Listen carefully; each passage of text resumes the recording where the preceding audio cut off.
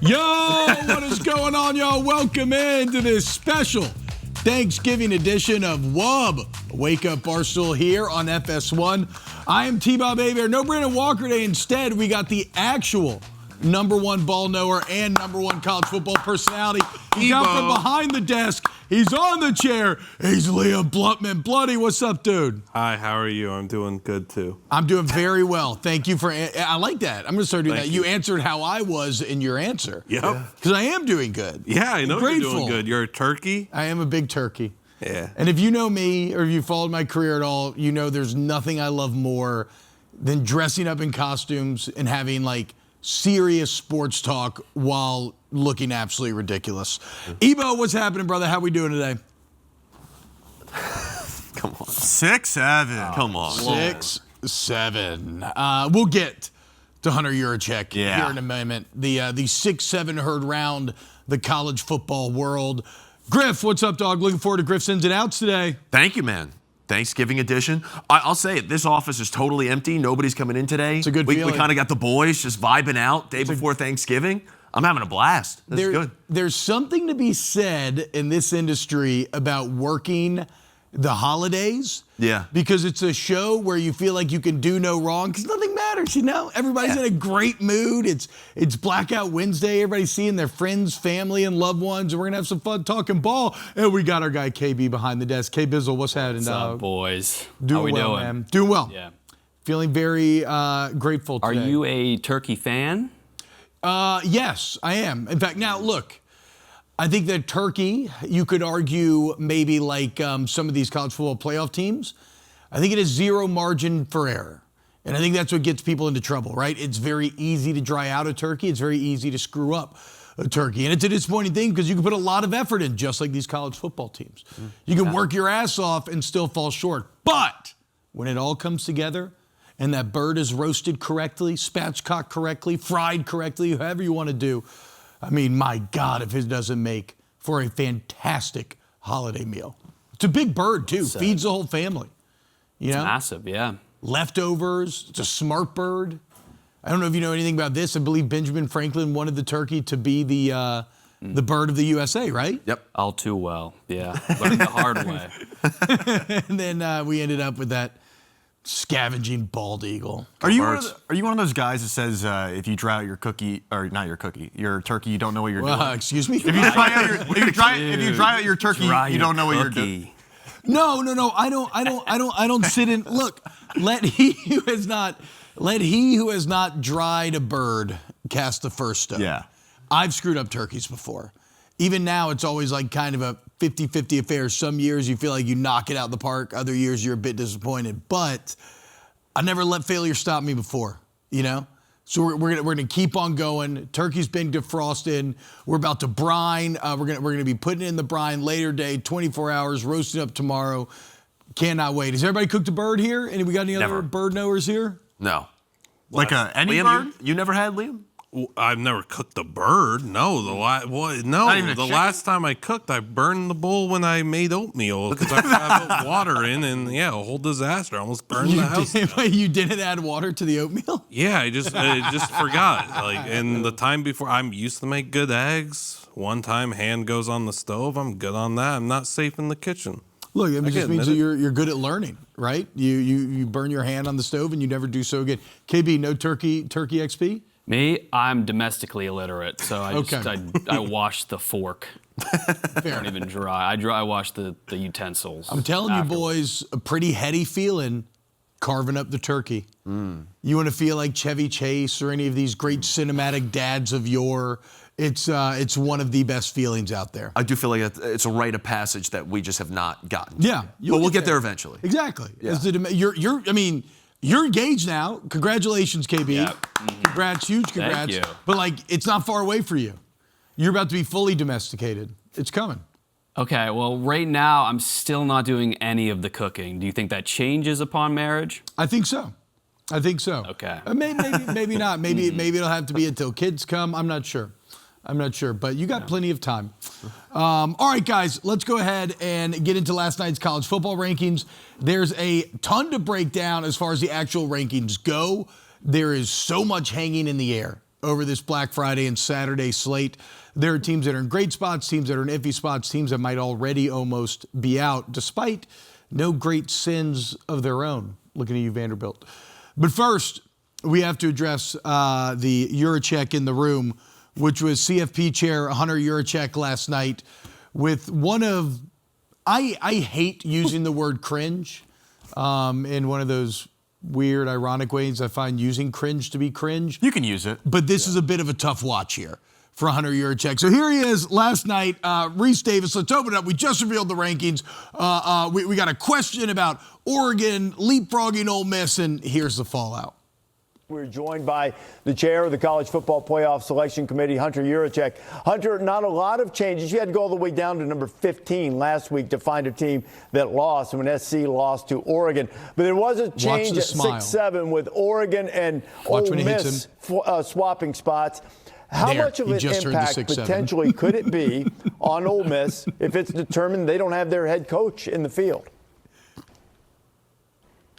6-7. Oh my God! But seriously, Rich, we didn't have any discussion about Ole Miss. I love that. I've hated 6-7 this entire time. That's the first time I've genuinely laughed. Oh my God, dude! The broad, you can't say that. You can't say that in that spot. Well, like, it's so many people take this all so seriously. They get so up in arms, and the broadcast delay is what makes it, right? Right. Because it's a heavy delay. It's almost like 3 seconds, it feels like. And as Reese is setting up the question, you can see Yurachek's little cheeky grin, his little half smile hit his face when he hears 6-7 come across his table. And he knows opportunity is knocked. It's time to step through that door. You keep calling him Reese. Oh, yeah. Yeah, my bad, Rich. Yeah, that's what's lost in it. He just calls Reese Davis Rich. The leader of the committee. This is a sport so serious that Harvey Updike went to Toomer's Corner and poisoned a bunch of trees, correct? Yeah. And imagine Harvey Updike finding out that the head of the College Football Playoff Committee is doing 6-7 jokes instead of being like, you know what, actually, that's a great point. Ole Miss is...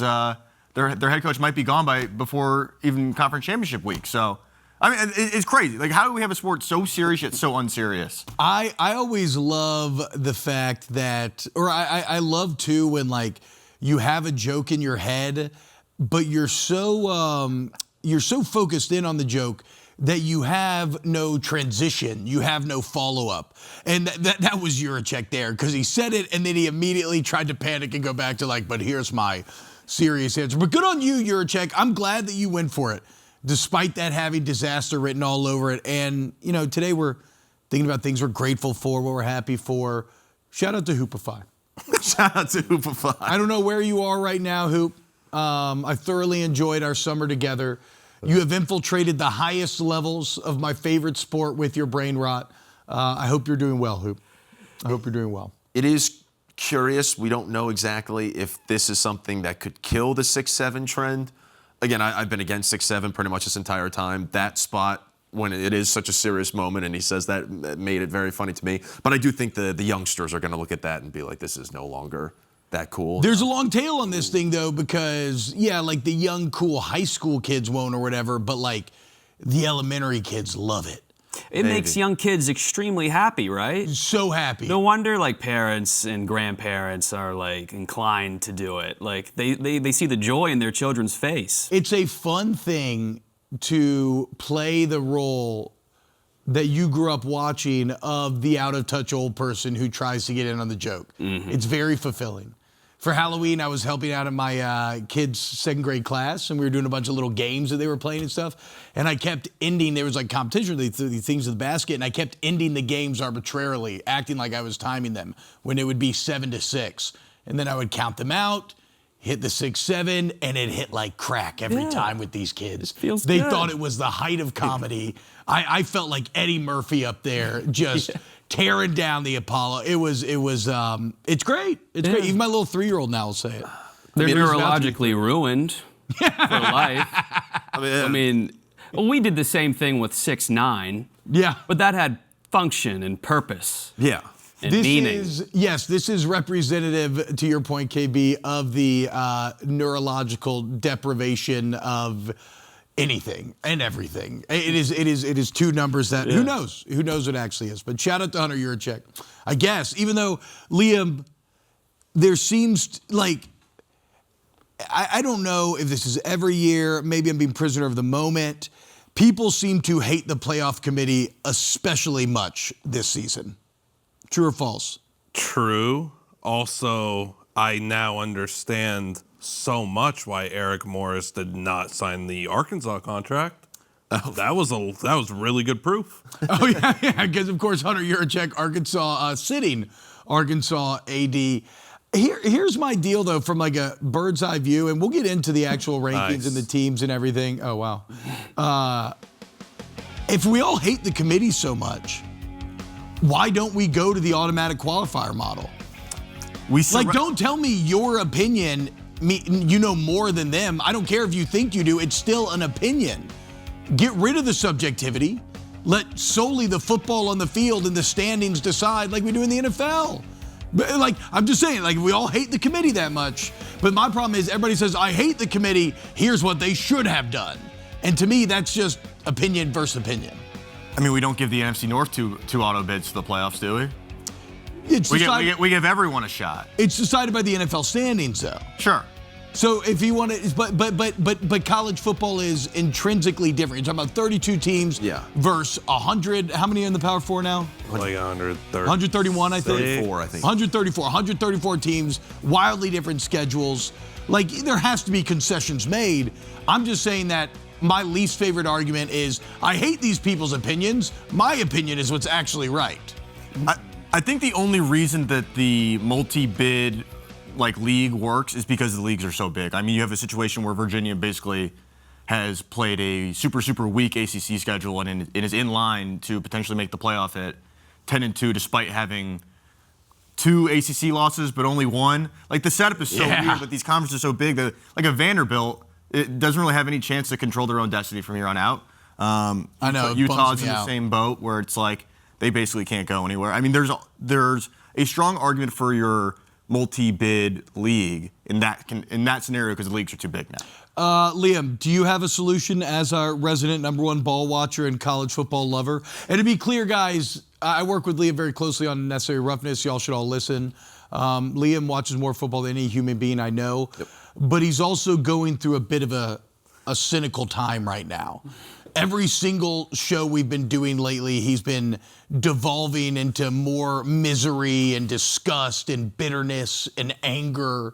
So, Liam, how would you fix this sport that you love that you believe has lost its way? Yeah, it's just, look what they're doing to my boy. They massacred my boy. They're massacring college football. It is what it is. I mean, I would go to 4 teams. I would go 8 teams. Okay. I would shrink, and they're going to expand. Yeah. Every decision they make, I disagree with, it seems. So it's an unhealthy relationship. If it were me, well, I don't get to do the if it were me. No, you can do it. I'm saying I want your opinion. I mean, I would do 8. I would do 8. I would just do 8 teams. I'd be fine with 8 teams. Take the best team from each league, conference champion, have conference championship games truly have meaning again. Punish those teams, kind of suck now. Punish teams that lose. The point I'll always consistently make is Ohio State was the best team last year. They proved it, but they didn't earn the opportunity. Yeah. They didn't earn the opportunity. They blew both chances in the regular season to put a stamp on it. To beat Oregon, they don't do it. To beat Michigan, they don't do it. That team should not have the opportunity of winning the most prized trophy in the sport. There has to be repercussion for losses, and we really don't have it anymore. The best teams are going to make it every year, whereas you could be flawed and make it. I don't know. I get it. No, I see what you're saying. I miss the old game. Also, just going off of that and why I think a lot of people are directing so much hate at the committee, it's going to Liam's point. The more you expand, we have this like fundamental misunderstanding. Oh, well, if we let more people in, more people will be satisfied and happy. Yeah. But in reality, you're lowering the barrier to entry, which means more people think that they can get in. Therefore, when they get left out, they're like, well, what the heck why are we left out? Why are we ranked here? Why are we ranked here? More people feel like they have a right to inclusion, which means only more people are going to get mad. Well, I mean, that's awesome. That like shouldn't we want everyone to care? Like it's not like yeah. And trust me, college football. I love the opinions. I love the arguments. I think it's great that we hate the committee because it means that it's fun. There's all this bickering back and forth, and we can get into the debates and everything. The subjective nature of the sport is what separates it from a league like the NFL, and I love that. But if you're also saying, oh, well, we got to get rid of the arguments, then you do have to shrink the field. Well, and you look at, oh, sorry, Ebo, I was going to say the hope is great, and I think it was Tom Landry said it's the hope that kills you. Yeah. Yeah. And it is a situation where if you look at this Black Friday and Saturday slate, like the implications are massive all around the country in terms of teams that are on that bubble that think they could get in, think they could get out. Real quick on Vandy, we don't have to spend long here though. Are we kind of the consensus opinion that Vandy doesn't control their own destiny at all? I find it bitterly cruel, and maybe it's on me for just accepting that a 10-2 SEC or a 10-2 Big Ten team would like be a lock. But what a bad break for the Commodores if they're to go 10-2 with a Heisman candidate quarterback and they can't find their way to the field because of like the ACC, the Group 5, whatever the case may be.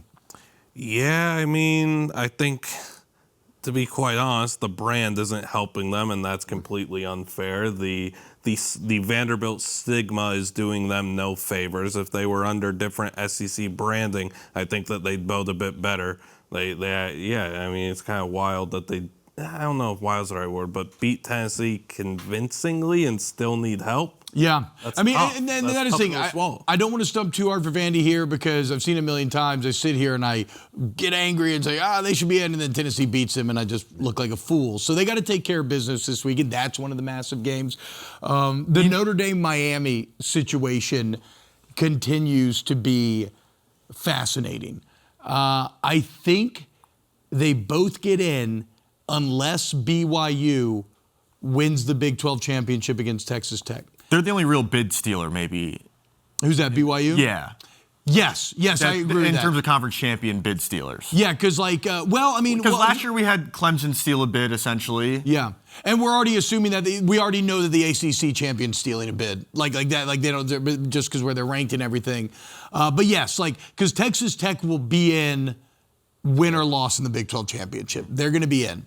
And so if BYU gets in, that means the top 10 team has to drop out, which then will, I believe, directly call Notre Dame and Miami to focus, and here's where subjectivity will reign supreme because they're going to tell us that, well, we just believe that Notre Dame is better, despite the fact that Miami beat them head-to-head. Could I point out a scenario, too, that I'm not giving much credence to just yet because I don't think they're going to win the game. But that being said, they won the game last year. Michigan moved up 3 spots last night. Yeah. They're a spot behind Vandy at 15. If they were to beat Ohio State this week. Oh, they're in. Yeah, they're in. They're in. And that is a doomsday scenario for a lot of these teams that are trying to get in as maybe a 2-loss non-conference champ. I'm rooting for chaos. I want to see what the committee does. I just want to see the precedent that they set. Because put him in a blender. Put him in a blender because it could be very chaotic. Give him 6 to 7 tough decisions to make. All right, coming up next here on Wake Up Barstool, guys, it is Blackout Wednesday. And so we're going to explore over the next few football days which fan bases may need to black out to deal with their impending doom. Keep it locked right here on FS1. Yeah, I'd say so, Connor. I mean, here on a day where we're talking about what we're grateful for, the fact that I just got to read a Thanksgiving Day NFL promo with that music blasted in my ears, that's the good stuff, guys, the gobble stuff, if you will. Now, speaking of, it is a day across the country where many families and friends will be reuniting the night before Thanksgiving. Nobody has work tomorrow, but it's going to have a good time tonight. That said, look, drink responsibly, obviously drink legally. if you're of age as well. And during this next segment, we're going to talk about which teams over the weekend, due to the result, may want to forget what happened. We may say blackout, but we're not talking about drinking. We're just saying they want to black it out of their mind. We're done with this. I hate football. They've ruined my entire holiday. I have many teams that should be on blackout watch here, but I will start with you, Connor. What team is most going to potentially want to forget what happens over the next few days? Okay, I like that. I'm going to go with, in the NFL, sticking with it, the San Francisco 49ers. Oh. I think after what we saw from Brock Purdy on Monday night, throwing 3 interceptions in one half, they go to Cleveland this weekend to face Myles Garrett in that defense. It's a high of 38, and it's rain, snow showers potentially in Cleveland. I think Brock Purdy might have another stinker on Sunday, and I think they're going to realize, oh no, we just paid $50 million for Brock Purdy, and he's really not living up to it. So far, last year, I think he had 20 touchdowns, 12 interceptions. This year, 8 touchdowns, 7 interceptions. Oh, really? Mac Jones might be the better option there, even though they just spent $50 million a year on Brock Purdy, and I think they're going to realize they're still good enough to make a little bit of a playoff run, or at least make it to the playoffs. But I think they're going to realize long term, oh, we really screwed ourselves over here, because Brock Purdy is not the guy. The 49ers are shockingly good and competent for how little I enjoy watching them. Yes. I never want to tune in for their games, yet all they kind of do is find ways to win. Evo, do you have a team? Can I have multiple teams? You can have multiple teams. Okay, I'm going to take the if you were a fan of a Group of 5 football team, you are not going to want to know what's going on the next 2 weeks. North Texas fans already dealt with it yesterday. UConn fans are waking up to it this morning. But your coach will be gone. Your coach will be gone, and you just got to come to grips with that. If you're a fan of a bad Group of 5 football program, you're not going to make a bowl game. So just be ready for the next 2 weeks. Be very painful as a Group of 5 fan, and know that this is maybe just your new reality. How are we feeling about Chesney? Yeah, really good, actually. This is the love triangle right here when it comes to Bob Chesney. Oh, yeah, that's true. Of course, This is Connor, it. Listen, Connor represents Penn State. Liam represents UCLA. Both very much trying to court Bob Chesney. I'm a big Bob guy. I don't know if he'd work at UCLA. It doesn't seem like a good fit. He wouldn't work for you. He's not a good coach for UCLA, and he's not a good coach for Penn State. So, I'll hold on to him for now. But Yeah, you guys don't need him. It's very big of you, Evo. Yeah. Don't worry about it. Liam, do you have a team that should be on blackout watch? I have multiple as well. Quickly, UMass, another winless season. UMass has not won. They got smoked last night against Bowling Green, bad Bowling Green team. Their last FBS win was in October of 2023. Good God. Against Army. UMass fans down tremendously bad. Never forget, they almost had the win against Buffalo. Things went south real quick. UConn fans, again, brutal. Independent there, not Group of 5, whatever. They're on the front. They're trying to get into the Great Power year, 4 though. Build. Yeah, great year. And like Ebo said, coach poached instantly for Colorado State. Pretty tough pill to swallow. And then a little prediction, Alabama. Ooh. If Auburn goes out there and makes a little Iron Bowl magic happen, Alabama fans could be going through it all week, not just the weekend. It could be a month or two, a month or 3 of complete and utter despair, a downward spiral where you lose to your rival, you get knocked out of the playoff, you want your head coach fired, your head coach might want to just leave and get out of there anyway. It'd be quite the thing to see. He wants to see this too. Yeah, Who doesn't? Just 'cause he's rooting of course for you it. want to see Bama suffer. Bama has, we have all lived under the yoke of crimson oppression for years. No, he's saying this because he wants Kalen DeBoer to leave, and he knows that he is a top candidate for Penn State, so Penn State would take Kalen DeBoer, and then he could get And then Bob Chesney goes there. That's what he's saying. Well, Dominoes, no. guys. The dominoes are in play. I'm confident I'm getting Bob anyway. I'm at 96% right now. What? The model's getting No way. Bob. No. Yeah, Wait. 96%. The Blunt model's got 96%. Is Bob, that real? Are you doing Brandon Bitts here? No, or is I'm that not. I'm real? not Brandon Bitts. I'm not Blutman Bitts. The Blunt model is 96% sure that UCLA is landing Bob Chesney. DeBoer, I think I might want an Alabama, though. Like, I'm frightened that if USC opens, DeBoer would want that. Yeah. So I don't know what to do there. I, as a college football fan, do want to see Alabama unravel again so quickly. Would be very entertaining. sue me. Alabama going 0-2 in two 12-team playoffs would be pretty incredible considering I agree. the 17-year There it run is. they went on. I mean, I'm going to need to see your works cited on this. No. Like all great analytics, we just spout them and say them like they are acceptable fact. Yeah. With no actual look behind it. And the people. What? No, I I'm worked saying, hard on my model. I'm saying, but you don't need to explain the model. That's how analytics work. I talk about EPA all the time. I don't know how EPA is calculated. I just say that it's a great way of measuring a team's success on play-to-play basis. That's a great point because the people that control the college football playoffs said that JMU has the best resume in all the Group of Five, and yet they're not even the top 25. That's a great point, T. They said It's a great. They're the highest ranked record of the G5 teams. That's it. We can move on. Now, the blood model brought up something interesting there, Liam. You mentioned USC coming open. But right now, USC, even with the loss last week, they're still better than they were last season. They have a very good recruiting class coming in. What are the dominoes in play that would cause that job to open up? Lincoln Riley and USC haven't exactly meshed the last 2 or 3 So I'm saying, years. I guess what I'm getting at, USC, you're saying would push him out as opposed to I'm leaving saying for something that else? both those sides have had a burning friction with each other for 2 or 3 years, and that one side might be looking to a bunch of other open doors.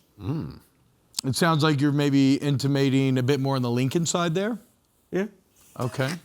Never forget, too, we had Ross Dellinger on a couple of weeks ago. Nobody's as locked into college football as Ross is, Yahoo Sports. And we asked him at the end, I asked him, okay, what's like the juiciest story you're kind of chewing on, thing you're watching?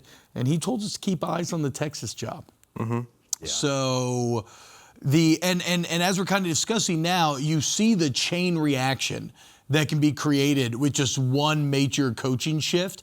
And this is, again, going to be the wildest offseason college football carousel that we've ever seen. All right, so my teams that have to be on high blackout potential, I mean, obviously Ole Miss, right? Yeah. They like to black out the majority of the time anyway. And, I mean, you got Lane Kiffin. You want to talk about doing tricks on it, playing games. Nobody plays more games than Lane right now. I've never seen anything like it. It's that Joker energy. You don't know what he's going to do. If they win, he still might leave. If they lose, does he leave? I do think this, he also has to win. Not from a functional standpoint, right? He can still go get whatever job he wants if he loses, but he is going to look like the world's biggest a-hole. Yeah. If they don't win this game. If they lose, they're out of the playoff. And they're out of the playoff, yes. The committee is saying like there's zero chance they're putting Ole Miss in there, a 2-loss non-conference champion, without their head coach. They're not putting that in. I mean, the DraftKings odds on that last week were plus 1,000 for Ole Miss to miss the playoff. I think as of last night, it was plus 450. When you look at the spread on the game itself, on the Egg Bowl itself, it's being knocked because nobody knows the drama that Lane's creating, the distractions that he's creating. What should be the best season and is the best season in Ole Miss history has been turned into a bit of a clown show. And if he loses, then I think his reputation takes a massive hit.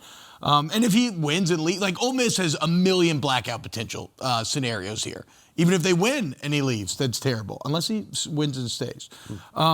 Texas A&M. This is the season of their dreams. And even though they'd still make the playoffs, and I get that, they want to beat Texas more than they want oxygen. We always have to remember this about Texas A&M. So Dan Carlin, my favorite podcasting historian, has a great quote when he was talking about the World War II and the Japanese. He says, the Japanese are like the rest of us, only more so. That's Texas A&M. Their belief runs deeper than most of us can fathom. And their entire identity is built around beating Texas, sawing them off. And here they have an opportunity to finish off an undefeated season by winning in Austin. If they don't, that's brutal. Yeah. And they'll try to spin it. They'll try to still feel good about it. But when they lay their head down on the pillow at night, they will know nothing but pain and bitter disappointment. I got Packers-Lions on this list. I mean, well, yes, because like the NFC North is insane right now. Like, is the Lions' season done if they drop to 7-5? I know mathematically they'll still have potential, but with the Bears still winning games, the Packers still winning, it would take a huge advantage here if they were to win this game. Like, all of a sudden, the Lions would be at risk of missing the playoffs entirely. Or having to play a road playoff game in the cold. Yeah. Jared Goff can't do that. That's the main thing. It's true. I think the Bears are pretty volatile. I don't know if they could hold on to that number 1 seed, especially going up against the Eagles this week, but we'll see. But it would be a pretty big mathematical lead that they've given themselves for whatever that's worth. And then finally, it's Saints-Dolphins. And not like the teams itself, but if you're going to watch Saints-Dolphins, like, brother, hell yeah, man. That's a sicko. Yeah, you're broken in the head. Congratulations to you. All right, coming up next here on FS1, we got Griff-Ins and outs. Connor Griffin going to tell us what we're bringing into the next week with us, what we are leaving behind. More Wake Up coming up on FS1. Welcome back to WUB here on FS1. We do it every week. It's time for Connor Griffin's Griff-Ins and outs. What are we taking into the next week? What are we leaving behind? Connor, take it away. Thank you, sir. So this was actually Thanksgiving themed. So stuff about Thanksgiving that I like. Well, breaking news, it's tomorrow, team. Oh, yeah, that's right. And then stuff about Thanksgiving that we should probably leave behind and not take with us into future generations and whatnot. But my first it's The Blind Side. I wish that Brandon was here to talk about this movie. He has such strong takes on this movie. But we always talk about Thanksgiving as a holiday that doesn't have the songs, that doesn't have the movies like Christmas does, for example. Yeah. And yet I see The Blind Side. I see a movie about football, family, gratitude. There's a Thanksgiving scene in the movie. Coach O's in the movie. Coach O's in the movie. Tim McGraw goes, but it's Thanksgiving. It's a great movie. I think this should be every person's #1 Thanksgiving film. I watch it every single time. Okay. I got problems.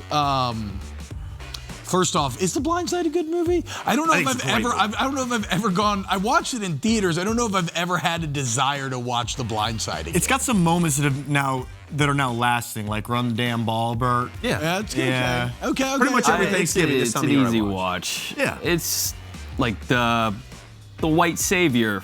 Yes, it is a. And I think they made Michael Orr out to be way more pathetic and simple than he actually is. They made him like George from Of Mice and Men. Like he's not. I had a buddy, Saran Black, in college who was like, I trained for him for the draft. He's a normal guy. He knows how to talk. Yeah, they're like, wait, you can't read, dude? He's like, no, I can read well. I went to a prestigious private school. Yeah. Also, but my biggest gripe, Planes, Trains, and Automobiles is the Thanksgiving movie. What the hell are you talking about? That is an exception. Planes, Trains, and Automobiles, I could turn on at any moment. For whatever reason, I only turn on The Blind Side during this time. I will be watching Planes, Trains, and Automobiles over the next 72 hours. I will laugh at John Candy, and I will cry at John Candy at the very end. All right, what do we got next? 1 and 2, Planes, Trains, and Automobiles, Blind Side. I think that's a good one. I don't agree with this. Okay. One thing I didn't like about the Thanksgiving scene in The Blind Side is that they're all wearing preppy clothes. They're all dressed up. Get the dressed up clothes out of here for Thanksgiving. Really? I think Thanksgiving is the #1 holiday where it should be low effort attire. You're expanding your waist by a good, 10 inches. Your gut's fully out. Wear something elastic. You don't have to get all dressed up for Thanksgiving. It's not a religious holiday either. Why if your whole goal is to be a pig and then take a nap on the couch, why are we going belt? Why are we going collared shirt? Why are we going dresses? What are we doing? I think the people that do use it as an opportunity to get a fit off, it's the college freshman coming back home for the first time. It is a great opportunity to come back, a new man or a new woman, and stunt on your family. That is probably the only person I think that should be dressing up and getting a fit off. Fair. What are you wearing, Blutman, for a Thanksgiving dinner? My mom always wanted me and my brother to wear nice clothes. We would. I don't know. I'd wear nice clothes. Sometimes I probably would wear this. Yeah. So I did not grow up in a family that dressed up nice for Thanksgiving, but I don't hate the idea in terms of dressing up, having the meal, and then changing into your comfy sweats and enjoying the, because it's all such a production anyway. Yeah. It's a little at odds if you're getting out the nice china and you're getting out your napkins and everything and you're setting the table and then you show up looking like a slob, Connor. I don't know. I feel like it doesn't necessarily need to be a fancy holiday. Okay. But that's my first out. Again, these are up for interpretation. They can be controversial. Yeah, you're 0 for 2 with me, right? 0 for 2. Okay, fair. My next in, though, you can get behind this, It's tossing the pigskin. Yeah. Whether it's your family's turkey bowl, whether it's in the NFL. I mean, Joe Burrow set a great example this week. He's coming back from injury, his first start in over 2 months. He posted this the other day to let people know he was coming back because there's something about playing football on Thanksgiving that is so nostalgic. He was talking about how, he's so used to watching Matt Stafford throw to Calvin Johnson for 300 or 400 yards and losing the game. It means something, football on Thanksgiving. So whether you're hurt at home, maybe you're a little bit older, even if it's 0 degrees outside, get outside, throw some pigskin. I agree, dude. It's throwing the football is one of life's great feelings at any given time. Like me and Jared like to throw it around in the studio after the show sometimes. Also, I'll never forget Randy Moss on Thanksgiving when I was a kid. Yeah. Against the Cowboys, like 3 catches, 170 million yards, 3 tuds. Yeah. All right, what's our next out? We could all agree on that one. My next out, though, I talked about getting outside. If they're getting outside for a turkey trot, I'm out on it. I do not support the turkey trots. I get there for charity, and I appreciate that component. We could just donate to charity. We don't need to be running a 5K on top of that. I don't know. I just think if you're getting hungover the night before, or if you're getting drunk the night before, then you're hungover the next morning, you're waking up, it's Thanksgiving Day. A lot of the time, the dinner is a full day operation, and you're going out and running a hungover 5K instead of getting ready for the meal and everything. I don't understand it. I've never understood it. It's one of the few days a year where you're encouraged to be a slob, to sit on the couch, just be chill, and you're trying to insert this fitness bull junk in there, and I just don't grasp it. Wait, this is a thing? I've actually never heard of it. Fitness bull junk. I think people run marathons on Thanksgiving. 5Ks. I Turkey think trot. if you're trying to eat more food, this is a great idea to go on a turkey trot. Yeah, a little Thanksgiving If exercise. you're into running, do it. Yeah, But do a little don't try to tell me that I should do it. Don't tell me it will be fun. Yeah. Don't tell me it will be fun. Don't try to penetrate my psyche and tell me I will enjoy doing it. Yeah. Yeah, so the bigger problem is people trying to incept you, trying to gaslight you into believing that this is something that's fun. I do love that Connor has a theme here. He just hates anything resembling effort on Thanksgiving. Just Kinda. as gluttonous as possible. If you're getting out there physical activity playing football, I'm with that. But I just see like on Instagram and Facebook, all these people posting turkey trot like things. They actually do like doing it. If that's the case, great. But you will not convince me to do a turkey trot ever. We should all be Liam Blutman maxing on Thanksgiving. Yeah. Liam Maxon, just watching ball. Watching football and chilling. Yeah. And being all right, what do we got next, Connor? Next it's the Pillsbury Doughboy. I love this guy. About time. Yeah, it's about time we gave this guy Big some break. recognition. Yeah, he's been in the not the marathon, the New York City Macy's Thanksgiving Day Parade. He's been in it now for this will be its 17th straight Only year. 17? Yeah, but it's still one of the upset longest there. running ones. What is the longest running? I think Look it's that up. Snoopy. Snoopy. Oh, the OG, dude. Oh my God, I freaking love Vince Guaraldi's music during this time of year, dude. Shout out Vince. But this is personally my favorite balloon that they have. Also, look how happy he is. An elite feeling when you're making the crescent rolls on Thanksgiving Day and you crack it open, you pop it open, and then you're rolling up the dough and put them in the oven. Everything about the Pillsbury Doughboy, I'm just reminded on Thanksgiving. This guy rocks. Also, I mean, can I give an end to just parades in general on Thanksgiving, especially just being on the TV? I mean, I have such fond memories of waking up and starting to cook and eating 36 deviled eggs as I watch a bunch of advertising balloons just get slammed into my brain. It's great. Can I give an out to Thanksgiving Day parades? I have fond memories of waking up, being ready to watch ball, and then this is on TV. Why is this on TV? Because we got advertised. A bunch of balloons I love it. going down the street. Yeah, but like instead of Broadway ball? shows too. You get like a little song from some play you've never seen. I think Thanksgiving Day parade might be in my bottom 5 things in life. Wow, jeez, Liam. Do you like the Rose Parade of the Roses? I'm not a parades guy. I don't see eye to eye with parades. I don't know where you stand on it, KB. I'm curious. I kind of agree, unfortunately. We just watch a YouTube video.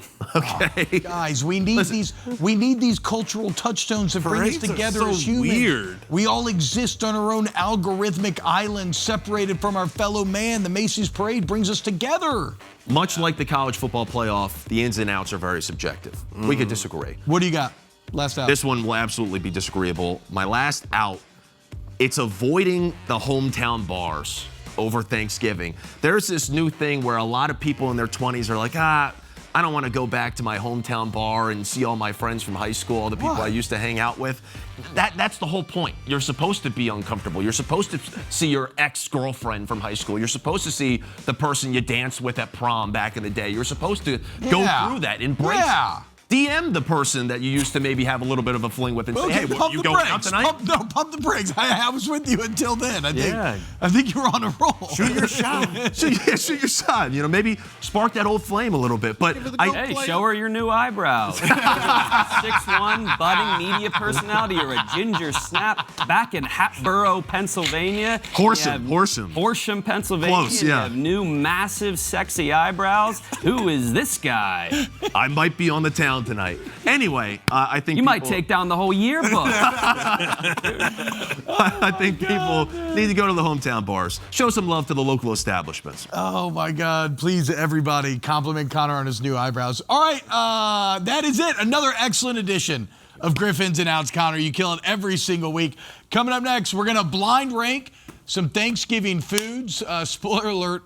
Liam, who I'm quickly realizing is the Grinch of Thanksgiving, hates all Thanksgiving food. I like He hates all Thanksgiving. I like Thanksgiving. Thanksgiving and the family and the football, great. Everything else, no.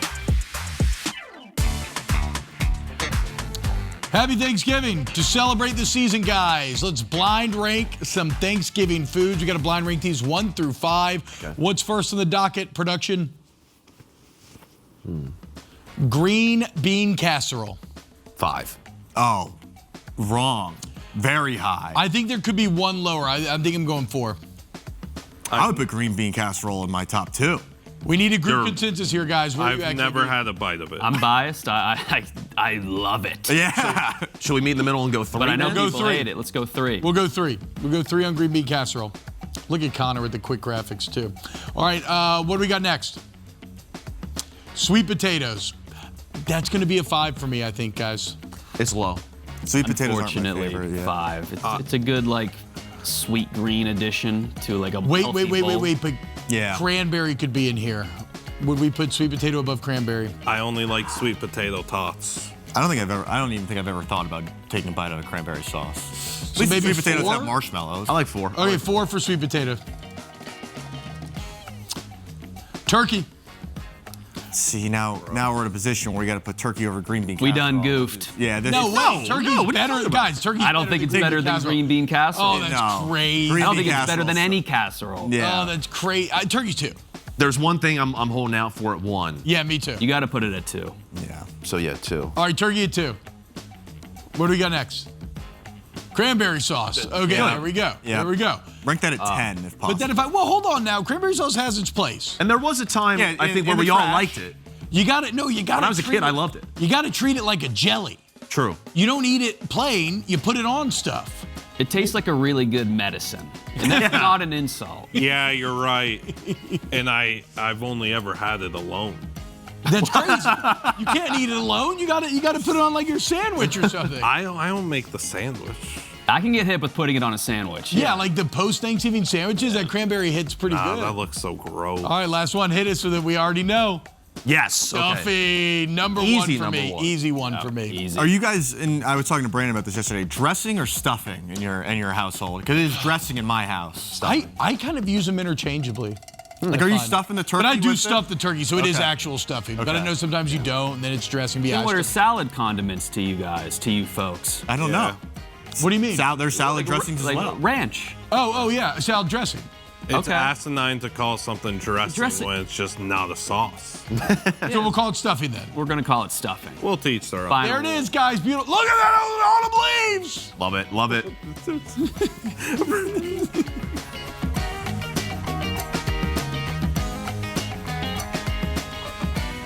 What up, guys? Welcome in hour number 2 of Wake Up Barstool. Check this out. What is this? It's a box from Arizona football. Oh. Shout out Coach Brent Brennan, one of the highest vibe guys we've ever had on the show. I want to be painfully clear about what's about to go on. One of my biggest pet peeves on earth is not cutting through tape when opening boxes. I think it's so stupid. It's a wasted effort and time. The producers have refused to give me the X-Acto knife like I'm a 7-year-old child. But I am very excited to open up this box from Arizona. Thank you, Coach Brennan. What? You want some keys? So, see, this makes you so angry. Guys, there's so much tape on this box. Just give me the knife. Carson, give me the knife right now. Well, let me give him a hand. Yeah. Yeah, you should get the Doing knife. a good job.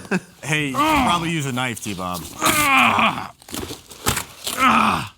Wow, it's a big box of stuff, guys. Check it out. Look. You got a breath? Yes, You got to be give me the sweating knife. bullets in that turkey. Okay, here, everybody, open up a Carson's just shirt. staring you down, Open by up the a way. shirt. Open up a shirt. KB, watch out for the cameras. Crap, one more. My God. Let's try again. Whoa. Look at this, guys. You get a shirt.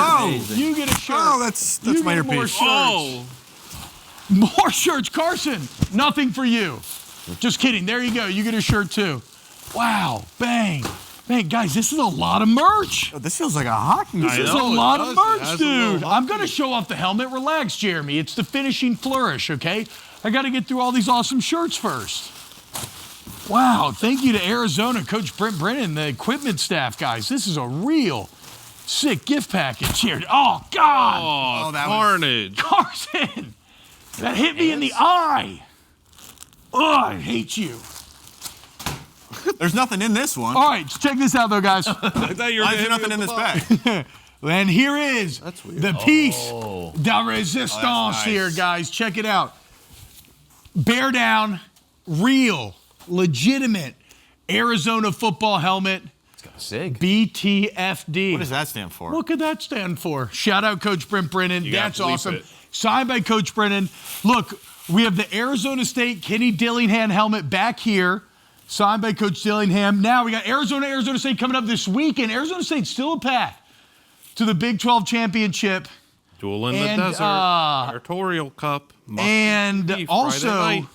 Arizona, one of the big winners this year. I want to say, what are they now, 8-3, Liam? Yes. Look at this, dude. Bang. Oh, look how pretty that is, guys.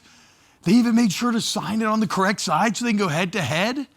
Oh, man, shout out to the Wildcats. Bear down. That looks lovely. That really does. Also, you want to talk about helmet evolution? Look at how old this helmet looks. This is mine from the 2011 BCS championship. Can we get a camera on this?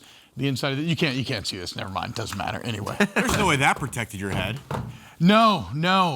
That's like an egg carton on the Yeah, no, I'm almost positive I have CTE, but I don't know. I'm not sure. Okay. There we go. Thank you, Arizona. Arizona State does feel like they feel like two schools that are maybe in a underappreciated recruiting hotbed. They're like near California.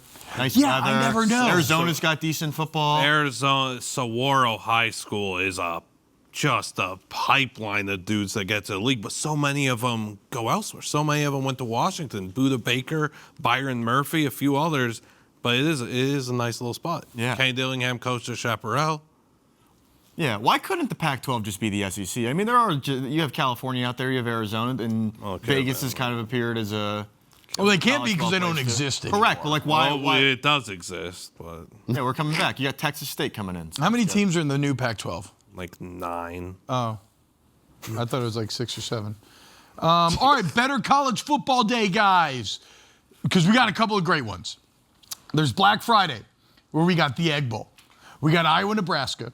We got Georgia, Georgia Tech, Texas, Texas A&M, and then we close with a little P12 after dark, or B12 now, with Arizona, Arizona State. On Saturday, though, you kick off the day with Ohio State, Michigan, then Oregon, Washington, then Vanderbilt, Tennessee, then the Iron Bowl. This is interesting to me because if you were to ask the best rivalries in all of college football, there's a very good chance that Saturday has the 1 and the 2. Whatever order you want to say, with Ohio State, Michigan, and then the Iron Bowl. However, I think I'm more attracted to the Friday slate, guys. There's something special about that Black Friday Yep. football slate every single year. I think it's because it's less is more, where there's less ball on TV, but you're so locked into each and every snap happening all at once that you're not really missing anything. Whereas on Saturday, you're bound to miss stuff. You're bound to miss something. It is still, it's not a full slate, but it is it's a hefty slate still. So I lean towards Friday. Less is more. Lock in, get ready for Saturday. It's quite the appetizer. You're having double main courses. It is. I think you're exactly right, Liam. It was even something that I enjoyed a bit about last weekend, even though the games didn't end up being good. But it's nice because when we do our job, we try to watch 5 games, 7 games at a time, and it's incredibly overwhelming and overstimulating. It's overstimulating. Very true. To be able to just luxuriate in a single 3.5-hour battle is something that we don't get too often, and especially not with a quality lineup like what you're seeing on Friday there. Does the NFL on Black Friday, though, impact the slate for college football? I couldn't care less. Okay. I mean, I Black Friday's a I college think you're football very day. unique in that. Black Friday is yeah, a we're in the college minority. football day. We're in the minority here. I mean, Saturday we have basically 2 teams going on the road playing elimination games. I feel like Oregon at Washington. Oregon, because you don't want to be the team at 3. 10. You don't want to be the team at 10. Who's the third? You're saying Miami, Pitt? Miami, Oregon, Alabama. Yeah. Yeah. Yeah, I mean, dude, Miami, That Washington game is tricky. Oregon has struggled with them. Is it tricky? Yeah, dude, it's tricky. And keep Liam has hearing talked about this. this I don't before. buy it. They have 3 legitimate offensive playmakers. Damon Williams has struggled against good teams, but he looks the part. Yeah, Coleman and Boston haven't been healthy like pretty much all year. It's going to be tough. It's going to be a battle. It's must-see television. It's another one of those rivalries that just exudes such great passion and fire. Can't wait to watch Lanning versus Fish. I think it's a big opportunity for Fish as well to prove himself as another candidate because he does, probably want out. You think he wants out? There's a lot of talk about. His family already moved back to Tucson. Oh wow. Yeah, they're not living in Seattle. Oh, that's dark. Yeah. I'm all in on Saturday. Because of that game. I mean, if that USC job opens up. That could be a possibility. That's where I worry about the board. Lincoln Riley, just stay at USC, dude. You have my approval. You have my blessing. Stay at USC. You're What so happened good. last year in Oregon, Washington? So keep hearing about how Oregon Good. struggled with Washington, but they struggled with Kalen DeBoer's national championship Washington team that had NFL players all over the field. Like what happened? The Joe Moore award-winning line, Michael Penix, the 3 receivers led by Roma Dunze. Like what happened last year's Oregon Washington, Liam? Do you remember? I'm about to look it up. Yeah. Am I an idiot? I don't remember. I feel like I think Oregon just smoked. Let's see. Yeah, I think so. Y'all ever go to Winsipedia?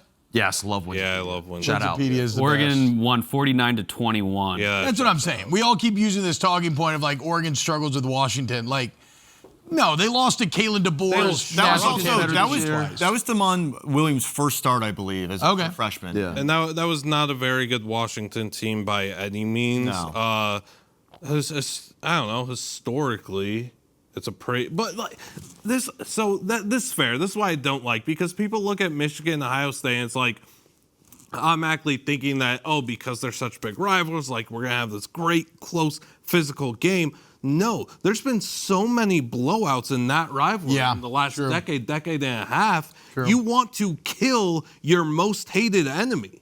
You're going to take out all your aggression, all your anger, and destroy, obliterate, eviscerate. So it should be no surprise when a blowout happens, but blowouts and rivalries are fine. Ohio State, Michigan, how do we feel about this one? I feel like Michigan's been over their skis all year long. I feel like Ohio State has reached the top of Maslow's hierarchy of needs, right? They're into self-actualization mode. I think Ohio State is going to take out some revenge on the Michigan Wolverines. I think if they jump on them early, Michigan cannot play from behind. Not this version of Michigan. And that's why I look towards Saturday. Also, the Auburn-Alabama game being at night, which is awesome. But this is the game that I'm just going to be so glued in on. If Michigan, they cannot win 5 in a row. But you can never rule anything out in this rivalry these past couple of years. Again, thought last year it would be a blowout. It wasn't. Michigan won that one. I think here, too, it's going to be a blowout for Ohio State. But this rivalry, something about it, and something about how Ryan Day coaches in this game, it is not necessarily a foregone conclusion that Ohio State is going to run away with this one. I am and the fact that it's in Ann Arbor too, very locked in on that one in the noon slate. And this is the one. Yeah. In terms of fanfare, theater, drama, and implications, is this the biggest game in American sports aside from the Super Bowl? I want to say that generally, if it's a weak metric to use, but I'm pretty sure generally this is the most watched game every season. Right. With over 20 million viewers on a year-to-year basis. So, yeah, this is as massive as anything outside of the NFL. And it's had huge implications lately, and it does again this year, where, Michigan makes the playoffs and creates chaos if they manage to win, or Ohio State finally gets the Michigan monkey off their bat, eliminates Michigan from the playoffs, and move in as the 1 seed into the Big Ten championship. Auburn, Alabama. Nick Saban is called Jordan-Hare haunted. Mm-hmm. And you want to talk about a rivalry that always produces insane moments, one with many blowouts as well. But it seems like Jordan-Hare, whether it's going Auburn's way with the kick 6 or Alabama's way with Gravedigger a couple of years ago, which I think broke Hugh Freeze. Like the Hugh Freeze era at Auburn could have been completely different had they somehow won that game. I can't wait. And at night, too. Yeah, I can't wait for the Iron Bowl. So was it the last 2 trips to Alabama's taken to Auburn? There was a game-winning drive from Bryce Young, correct? Not great. Yeah, that sounds right. In 21? Yes. They were dead in the water, and they had that crazy comeback at the end with Bryce Young going clutch. And in 23, it was the 4th and 31, or was that last year? No, that was 2 years ago. Yeah, 2 years ago. Yeah. So, Alabama come back in the 4th quarter. It goes sideways in Jordan-Hare. Auburn's a bit revitalized. Liam, how we feeling about Deuce Knight? Dude, I just want a good game. I'm so stoked to watch Deuce Knight get this opportunity. I'm glad that they gave him the Mercer game. Let that be his first game. Build confidence. Let him get the feel for it. Facing a whole different animal. Let's see what's up. The rushing ability, I'm just happy Cam Coleman's happy. Cam Coleman, we have diagnosed with early onset George Pickens. So Cam Coleman does get a bit moody and mad when he's not getting the ball. He ain't got the ball in 2 years. Well, he should be moody and mad. They have him and Eric Singleton, and they've been hiding them. They've been scoring like 10 a game. Yeah, it's insane. So Cam Coleman's happy. I'm happy. I want to see Cam Coleman make a big-time play in this game. But what I saw in roughness was the matchup to watch is Keldrick Falk against Alabama's offensive line. Yeah. Keldrick Falk against Cam Proctor. Anytime that Laird lined up against one each other, Keldrick Falk could very well be the #1 overall pick in the NFL draft this upcoming spring. This is an absolute freak, game wrecker, athletic demon that is going to make his presence felt on the biggest stage. He's the guy I'm watching every single snap. Yeah, and if you look at when Alabama's gotten in trouble this year, that Florida State defensive line dominated the O-line, and then Oklahoma did the same, and that's how they were able to create those wins. So this is going to be great.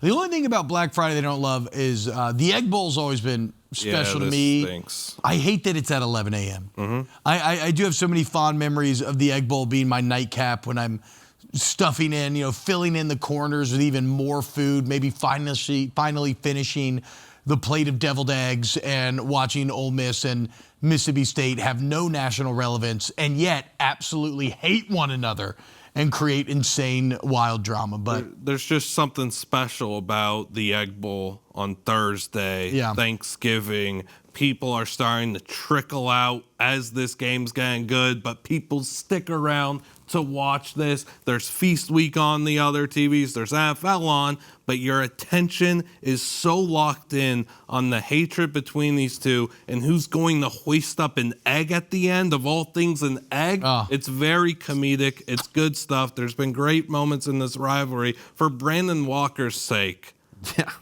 please, Mississippi State, make that man happy one time this season. Fighting for a bowl spot, too. Yeah, they get bowl eligible. They knock out Ole Miss, ruin everything for them. Or Ole Miss gatekeeps, has the best season ever, and we see what Lane Kiffin does. Texas A&M, as we alluded to, A&M needs this one so desperately. Their entire mental health depends on this. You mentioned a game wrecker, Liam. This has, again, two of the best in the country. When you're talking about Cassius Howell for A&M and then Colin Simmons for Texas, probably 1-2 right there with a healthy R. Mason Thomas out of Oklahoma with the best edge defenders in the league. Be on the lookout for them. Arch Manning going to be under duress? Marcel Reed going to be under duress? Who handles it better? Probably Marcel Reed. I don't think I'm not buying into any of the Arch Manning revitalization stuff that's going on. I mean, he's improving, right? We can definitely say he's gotten much better. He's hitting really short yardage throws. Oh. I thought there were some plays in the Georgia game, at least, where he threw it right on the mark and the receivers just couldn't reel him in, though. Like, I thought he was placing them well. Yeah, I mean, there's like a weird dynamic with him and Wingo where they're either really, really on or really, really off. I don't know. I need to see more from Arch. So this is a big opportunity for him to show me something. I'm not saying he can't do it. I want to see him do it. So show me, player. Yeah, show me, player. All right, speaking of, Eric Morris, who just came on WUB, shout out to Coach Morris. Emo. Mike Leach, Emo, yes, classic Emo. Not to be confused with Nemo, who my father thinks you are for whatever reason. Shout out Bobby. But North Texas head coach Eric Morris has it's publicly announced he will be Oklahoma State's next head coach. This is a massively good hire for Oklahoma State. And I'm not just saying that because North Texas is hot right now, it has a great record. Eric Morris is the greatest quarterback diamond in the rough finder in the nation right now. This is a guy who found severely under-recruited guys like Baker Mayfield, Patrick Mahomes, Cam Ward, Mestamaker, his freshman quarterback right now that's tearing it up, didn't even play quarterback in high school. Yeah. He had Sam Levitt, committed, I believe. John Mateer. He had John Mateer committed as well when he was at Wazoo. So, like, if you want to talk about what's your best path to being a successful coach, it's getting successful quarterbacks, and nobody's doing it better than Eric Morris right now. With a roster budget of under $2 million, which is pennies on the dollar to even South Florida. Yes. So what they're doing is maybe the most impressive thing in college sports. I mean, that's not hyperbolic. Like, I agree. And again, now you give him more money. You give an OSU machine that is going to be hungry for success. And that's the thing about nowadays. Emotional buy-in becomes economic buy-in. And if you can sell your boosters, your investors, that you have the guy, which I think Eric Morris is a pretty good sell here, well, all of a sudden then the money starts coming in. Well, in North Texas, too, leading the country they're the only team in the country that has over 500 yards a game. They're leading the country in that, leading the country in points scored. Like, this is a very dynamic offense at North Texas. You assume he's probably going to be bringing some of those guys with him to OSU, maybe Mestamaker. Are there no billionaires in the Dallas area that can give that team some money? Dude, the Texas football economy is wild. Yeah. There's so many good teams, it boggles the mind. I mean, look at just A&M, Texas, and Texas Tech. Like, how's there enough oxygen to even go around for North Texas to be this good? SMU's here on the edge of back-to-back playoffs and maybe back-to-back ACC championship appeares. Texas State is a team that believes they have the donor base outside of Austin to go be a Pac-12 school. It's yes, Liam? This is an exceptional hire. This is the best hire that Oklahoma State could have made. I know that he ended up getting the job over Colin Klein. Morris had the Arkansas offer, didn't take it, probably because of Yurichek 6'7". I'm thrilled for that because Eric Morris is such a good fit in the Big 12. And what we knew it as a decade ago, the high-flying offense, high-scoring, perennial quarterbacks, great receivers, explosiveness, offense. That's what we want. Didn't want to see him get dragged neutered down, yeah, in the I SEC. agree. Didn't want to see it. Agree. This is an exceptional hire. Name I'm looking out for him to bring. Not a player because Messmaker's expected to go there, but we'll see because a bunch of teams are going to throw money, big-time programs, whatever. Sean Brophy, who's on his staff, who is doing quarterbacks, coaching, passing game stuff, just he's a very good high-level assistant coach. He played quarterback for Kenny Dillingham at Chaparral High School. Oh, wow. And then he ends up playing JUCO. He goes to UIW, plays quarterback there, backup quarterback. His head coach at UIW, Eric Morris. He's been on staff with Eric Morris the last few years. He's grinding, making the career out of it. He's been learning from one of the best quarterback whisperers in the business. He's been coaching up a lot of these quarterbacks are having success. True. Look out for Brophy. If I'm North Texas, I'm making a big-time offer for him to be OC, but there's a guy that could very well be going to Oklahoma State, and that'd be a massive hire. I reached out to Kenny Dillingham. I just asked him for his thoughts. He said he's going to be a future superstar in the sport. Okay, so there you go. Some ball knowledge from Liam Brophy, one of the fast risers. Be on the lookout. Buy Brophy stock. That's why we have him on the show. Exactly. I'm buying Oklahoma State stock as well. Yeah. Remember, Eric Morris, we talked to him last week, nicknamed Elf. Who did he play slot receiver for? Mike Leach. R.I.P. Shout out Mike Leach. Coming up next, guys, we got more Thanksgiving shenanigans. Which NFL Thanksgiving game means the most? We go around the office. We're ranking Eves. We got a lot. We got the Football Fast Report, too. Happy Thanksgiving from Wake Up Barstool, okay? Let's go around Chicago HQ and let's figure out what Thanksgiving dish should not be on the table. All right, Mook, what Thanksgiving dish does not belong on the table?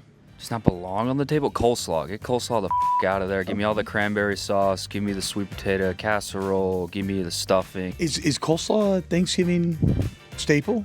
That might just be my white trash family, but it's not. It does not belong on the table. Get that cranberry sauce out of here. I know it's a staple, but does anyone really like it? You're never seeing it any other time of year. On the contrary, stuffing should be served more year-round. A bit of a hot take, but stuffing. I'm anti-stuffing. Sorry. Wait, what? Yeah. Why? I feel like it just doesn't add anything. I don't know. I feel like I've never had the best stuff. Maybe it's my stuffing at home. I don't know. Doug, what Thanksgiving dish should not be on the table? Turkey, overrated. Sides are better. Whoa. Okay, that's the first bird answer we've got. Okay. What Thanksgiving dish does not belong on the table? Turkey. Wow. What? What meat are you eating instead? Literally anything else. I'm very pro-turkey. Turkey's getting a lot of hate these days, and alternative meats. It's one day a year you can eat turkey. Eat your turkey. Spiral ham on Thanksgiving. Cranberry sauce. Okay. Liam, what Thanksgiving dish should not be on the table? Every single one. I only eat the mac and cheese and biscuits. What are you, a toddler? Yeah, I hate Thanksgiving food. If you like turkey so much, eat it more throughout the year. No, and what Thanksgiving dish should not be on the table? Fish. No, like traditional Thanksgiving dish that shouldn't be on the table, not just a random, like, you can't just throw in a random food. Here with White Sox Dave once again. Dave, what Thanksgiving dish should not be on the menu? Let's go with just salad. Salad's for losers. Perfect, as always. You nail it every time, dude. Oh, man, nobody's more electric in 10-second snippets than our guy, White Sox Dave, the around-the-office superstar. Also, Owen. So Owen's our PA. With the fish. On the show. He's the best. He works his ass off. But, like, bruh. Is he wrong? No, I mean, okay. Actually, you know what? You're right. Yeah, I don't want lasagna on the Thanksgiving table. Get that out of here. He's wrong, but fish should absolutely be on the menu for Thanksgiving. That's what the original feast was all about. It's true. Let me ride for eel real quick. The Pilgrims and indigenous people, the Wannagoans, were eating eel more than anything at the original feast. Eel is amazing. Eel is good, dude. I guess I've only had it in buttery sushi. soft, it's moist, it's silky, it melts in your mouth, it has that rich umami flavor. Yeah, we should eat more eel. I'm an eel family. Really? We got a Japanese seafood wholesaler that we get a discount from. We're going to be eating it by the commercial grade carton. We're going to eat a bunch of eel. We're going to slide all over the place, and we're going to wrestle. It's the original feast. You're having eel on Thanksgiving Bauer for way. real? Yeah, that's what the original feast sick. was. I eel like and that. shellfish. That's incredible. Duck and I'm venison, an eel not guy. turkey. You know I'm an eel guy. If eel was served at Thanksgiving in Blutman's world, I'm going to be real fat.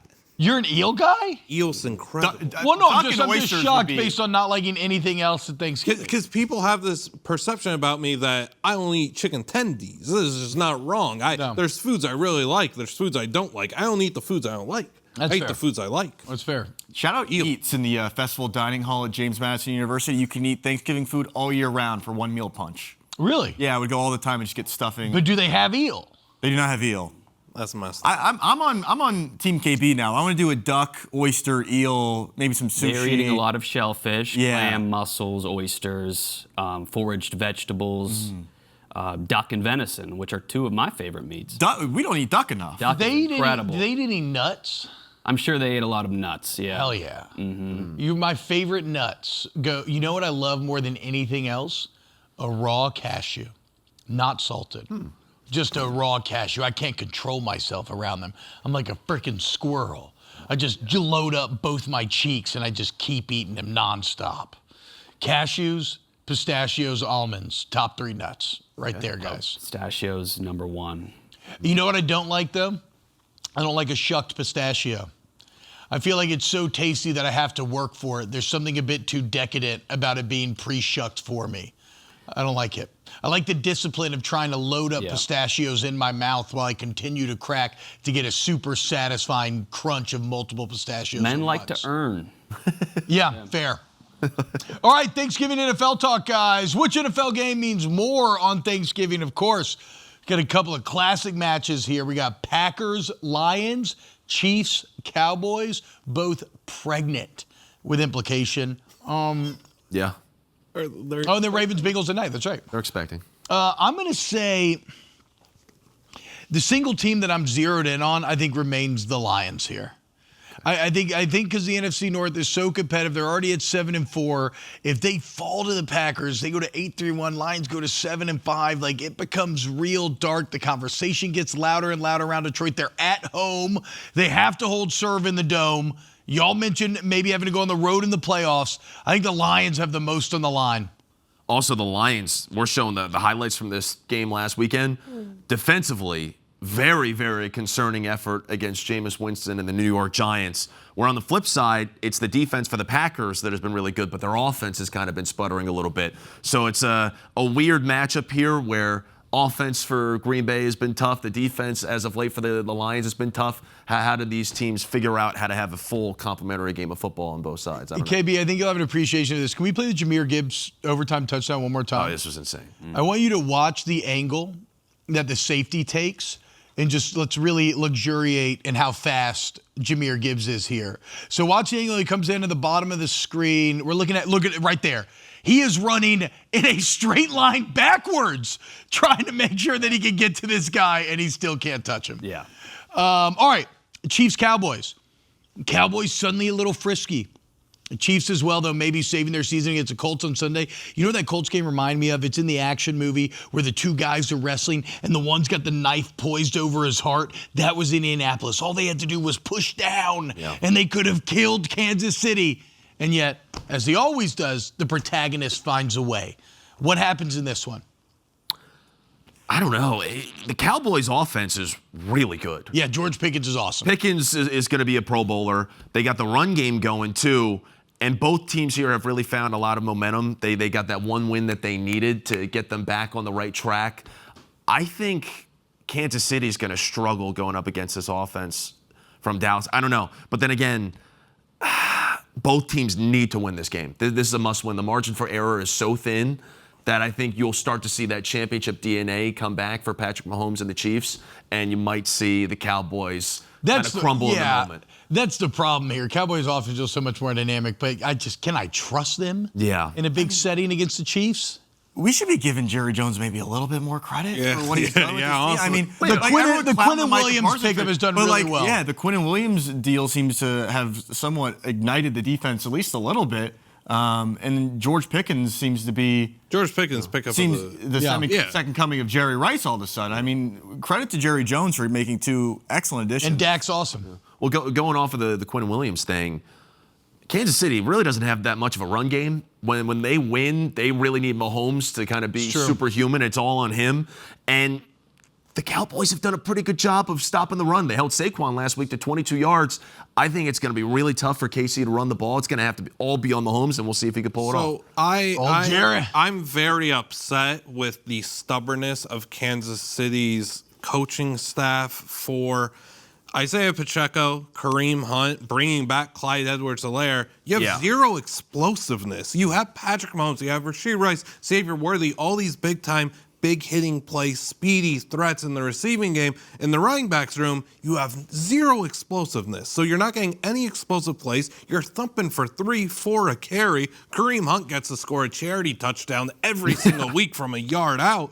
They have Brashard Smith, an exciting running back who has a receiving background. He played wide receiver a bit in college, who's so explosive, so quick, so shifty. Every time he touches the ball, something good happens, and they're not getting him more him more work. That I do not understand why they keep thumping out these running backs for 3 a carry. It's lazy, it's boring, it's yawn-worthy run game. Yeah. I mean, guys, is Liam just taken to this chair like an eel to water? It's unbelievable. Or eel to KB's mouth. Yeah, exactly. Hey, I'm an eel guy.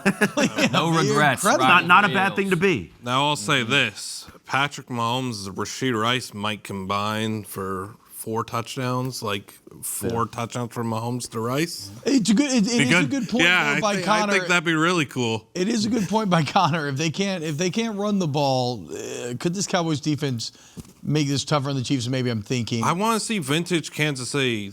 I want to see him throw the ball all around the yard. I want to see Mahomes uncork that cannon. I want to see him throw downfield. That's what I want to see on Thanksgiving, T-Ball. I agree. Hey, that was mean. All right, last game on the docket. The glorious return of my hero, Joe Burrow, back for the 3-8 Bengals. They're going to be in Baltimore. And here's a Ravens team that is, it's a bit interesting where, okay, the defense has come alive. They played crap offenses, but it's still the NFL. They've held their last 6 opponents under 20 points. Right now, though, we're actually watching Lamar Jackson struggle in a way that we've never seen, or at least not in about half a decade. He's been under 200 pass yards for 3 straight games. That's the first time in 5 years. Back-to-back games without a touchdown pass, first time in 6 years. Remember, he has a career passer rating of 102.8. That is the best in NFL history. 62.8 over those last 3 games. So, I don't think that's the worst thing for the Ravens because they figured out the defensive side of the ball. I still expect Lamar to come online as he gets healthier. Will it be tomorrow against the Bengals? I don't know. Does it feel like a little bit of an age curve with Lamar potentially? Maybe like just a loss of a step. Is that maybe what it is? I'm not willing to go loss of a step with Lamar lately, just because injury seemed to have played such a role in this year. But I guess also, again, it's like if you're judging everything against that he's been the best regular season quarterback that we've ever seen, then any sort of wobble is going to feel that much worse. Yeah. Like last year, he looked like he was playing a video game. Yeah. Like he was the MVP last year. I know we gave it to Josh Allen because we had Lamar fatigue, but he was the MVP last season. So I'm very intrigued to watch him. And then obviously Joe Burrow returning. The Bengals are done, don't get me wrong, but they could crack this division back open if they beat Baltimore here. Well, Jamar Chase returning too, right? Yeah. He's coming back from the 1-game suspension. So seeing that duo together again for the first time since September 14th was Joe Burrow's last start. Very exciting stuff. But the Ravens are figuring it out game by game. I do think they win this one, and I do think that this is a game where you see that offense from Baltimore really start to get back on the right track. Yeah. Going up against that defense from Cincinnati, most likely. Yeah, still no Trey Hendrickson, I believe you. Yeah, he's out as well. The last time Zay Flowers scored a touchdown. I should know because I have him in fantasy. He's top 10 in receiving yards. When was the last time he scored a touchdown? I believe week 1. Was it? Wow, I could be tripping on that. That's shocking. Let's get a little fact check over the break. Yeah. Coming up next, we got week 1 confirmed. Yeah. There you go, Liam. Liam's on fire, guys. He ain't tripping. He's electric. I ain't never tripping. Like an eel. Look at that foliage, T-Bob. Liam, come slither into my mouth. We got a football fashion report coming up next. Welcome back to WUB. It is time. We do it every Wednesday, guys. It's another Hannah Montoya football fashion report. Hannah, what's happening, girl? What's up? I'm so stoked about this one. I feel like there was a lot going on this week. Oh, hell yeah. Let's get into it. There's a lot to talk about. We're just going to get started right off the bat. So I feel like you guys might like this one. It's Josh Wild from the Packers. His shirt says, "God forbid a white boy get a little motion." Oh, hell yeah. I mean, look, dude, if there's one thing on this planet I love, right past using X-Acto knives to cut open boxes, it's Zubaz pants. Oh, I thought you were going to say when a white boy gets a little motion. No. I have no love for white people, especially not on Thanksgiving. But no, I love Zubaz pants. I always have. Okay, I like those pants a lot, honestly. They are very loud, but the shirt is awesome. Fantastic shirt. I think that you can get on store.oldrosesports.com. Yeah. So I do know, yeah. Shout out Nick Watts. Shout out. This is a very high Amtrak you're on. High rating going on right now. I see this shirt. I think of our beloved Captain Ferdinand, Cody Miles, who works on Mostly Sports, works on the Mark Titus Show, all that. I just think of Cody. So shout out Cody. I love the like backpack. Somebody got to do it. Yeah, somebody got to do it. That's true. The backpack is nice. That's your favorite part? Yeah. I should have known. I didn't even see the Backpacks straps. are underrated. People want to get rid of the backpack. Also, I've seen those tweets. Crazy. early 2000s long sleeve under the short sleeve shirt. That was a look that I loved in junior high. That's a good Shout out one. to it. This is a good one. All right, moving forward, we've got DJ Moore on the Bears wearing the Blackhawks blackout jerseys. Oh yeah. These are incredible. I'm gonna give my own bias here. I ordered one so fast. They look so good. I love it. Now I need to get your guys' rating. Is that a Van Cleef that he's wearing around his neck? Probably. Is it? I don't know. Oh, that's a similar shape. I think it is. What's Van Cleef? I only It's know quite expensive. I only know of Edwin Van Cleef, the stonemason for Stormwind that helped to rebuild Stormwind in the, of course, after the battle between the orcs and the humans in Azeroth. Here's a fair thought. Look at this rating. This is unexpected. This is not a Moore rating. This is a blackout jersey rating. Yes. Like the jersey itself is just beautiful. Also, love a good athlete pander to the local sports team. Sorry, I got to bump down to 9 though. I think his hockey jersey's a little tight. That's I like my hockey jersey a little looser. I do too. Yeah. My question is fair question. Wearing your own name of a different, like wearing your own jersey. I love it. Should be a I love should it. be who else should it be instead? Well, I don't know, or just no name. I don't know. It's a genuine question. What, like the NFL player wearing a hockey jersey with his name on it? I'm just curious. I'm gonna have to assume he was gifted that just off the rip, but I will say I'm gonna bite the bullet and say that I did get mine custom with my own last name, so I am gonna be biased. I did 25 just because that's the year. Nice. And I wanted to remember it. That's gonna be weird in 2026. It's gonna feel really horrible and forbidden, if you will. I know this is very cliche, but I cannot wait to do the 00 Griswold jersey I also around have Christmas. that one. Yeah, with the Santa hat. It's gonna be great. It's gonna be so good. I'm actually gonna do that later today. The Griswold? Yeah. Well, let's go. I'm whipping it out. Okay, next we've got a little helmet section, okay? We've got one after this as well, but this is the Minnesota helmets for Wrigley Field.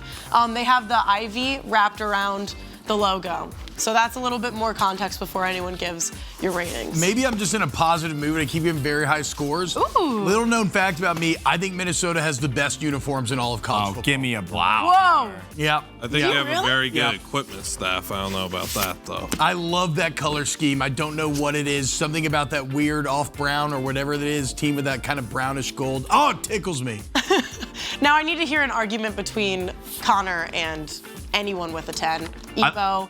I like the idea. I just don't think from afar it looks like ivy. You have to really that's maybe zoom a good in. point, It looks like it's like mucus on the helmet from afar. Like when I was watching the game, I was like, you could barely tell that it's an M. It does not look like, it looks like a cartoon virus. I like the idea a lot. It doesn't mesh with the color scheme.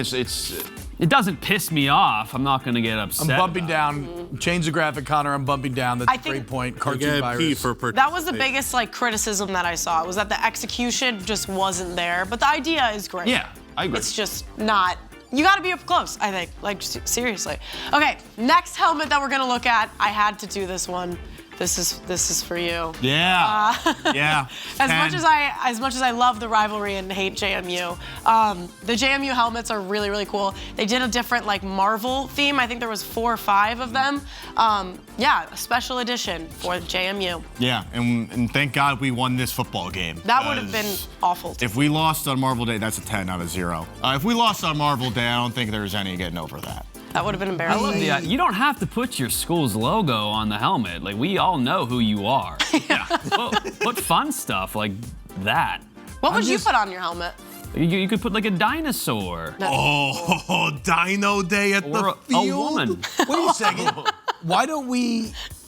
Are there any dinosaur mascots? Weirdly, no. That's an untapped market. That's a massively untapped market. What are we doing here, guys? What's the, no, there's a college team, the Dinos. The Calgary Dinos. Calgary Dinos. In Canada. I'm just down on the MCU right now. Oh. Kind of in general. Yeah. But this is all Would you the have this is all the preferred good DC? heroes. No, I mean, I don't know, dude. I don't know. That You was know who I honestly a did lower like? score than what I was. You know who I did like? Did y'all see the JMU cameraman with the full Spider-Man? Yeah, fit on? I happen A very unforgiving full Spider-Man fit. That's probably where I saw it, Eva. All right, what do we got next? Okay, next up, we're gonna look at the Milwaukee Bucks special edition jerseys. These say Cream City on it. So I need to hear the thoughts. There's just a lot. There's a lot. I built a career on juvenile sexual innuendo. Cream City plays right into that, and I do actually love the cream color. I think it's very satisfying. It kind of tickles my teeth. My molars in like an ASMR way. It makes me want to chew on it a little bit. There's a joke there. Yeah. But I will say this would be a good jersey to just have the special edition of it, the bit of it all. I would never wear rating, it because I hate the Bucks, but I am a sucker for cream, and I do love that colorway in general. And it's very funny that it's Cream City. So Yeah, Bucks I and like six. I rock with it. We have to give a shout out to the Cream team though. Shout out. Just to do it. that's true. Most Brandon successful Jennings, Instagram Bucks and account we six. have. Yes, seriously. Okay, and then next up we've got one more walkout fit. This is from the Minnesota Timberwolves. This is a spreadsheet, guys. It's so close. Did y'all ever, KB, have you ever watched competitive Excel? I've seen that. Yeah. It's the good stuff. All right, sorry, what is this? Okay, want to focus right here. This hoodie says the 2008 global financial crisis. Yeah. Just for more context. Oh, wow. There's weight to this sweat set. And who is this that I'm looking at? I just got it off the Timberwolves. Okay. Instagram. My bad. I don't need to know who's wearing that. But this is an expensive outfit he has on, yes? I would imagine. This seems very niche. I don't appreciate him then kind of championing a financial crisis in which the common man struggled so much. I like Ant-Man's shoes. I think I love Ant-Man's fit. I love Ant-Man's fit, top to bottom. It would work if Anthony Edwards had a Lehman Brothers hoodie on or a quarter zip. Oh, wow. Or Bear Stearns quarter zip. Yeah, that's true. Yeah, I think that would work much better, but Yeah. I just like raising you have a awareness. I like raising awareness. And, it was a tough Fiscal awareness. Just to always remember. Yeah. More of a. Okay. All right, I've been told that we have a... Backpack. Hannah, do you know about this? I've been told that we have a last-minute edition that just came in on Twitter. Just came in right now? Yeah, I didn't know if production told you this or not, but they told me right before the segment started. Man, look it. Let's go. What is it, Vector from Despicable Me? Yeah. That's what I'm getting. When memes come true. yeah, this is him replicating the AI picture of him. Oh, I didn't know this. Yeah. That's incredible. They made an AI yeah. picture of him because of all the Eastern Europeans Illinois was gang. This was like 4 or 5 months ago. People actually thought it was him, thought it was real, got really upset when it wasn't. Makes dreams come true. What a guy. This guy definitely hits the Eastern European squad. Man Wearing of a the fit people. like this. Shout out to Brad Underwood. Bratislava. Well, that's KB? great. I love that. Do you have something? No, I've been. I'm looking at something else. Sorry. I commend anyone who wears orange. It's insane. I feel bad. I was told Psychopaths move. I was told to throw it to you. There is a school with the Triceratops mascot, Cuyahoga Community College, known as Tri-C, out of Cleveland. They are Tri-C? the Tri-C That's Triceratops. awesome. I actually There's the Kelowna Rockets in the WHL. It looks like a dragon, but it's not actually a dragon. But the logo's really cool. Everyone thinks it's a dragon, but they want you to know it ain't a dragon. But nary a T-Rex or a Stegodon to be found. All right, we got to go to break, guys. Hannah, thank you. You're the best. Thanks for having me. Hannah Montoya, check out the Micropod. It's hilarious. Everything else she does. All right, coming up next, we'll close out today's very grateful edition of Wake Up Barstool.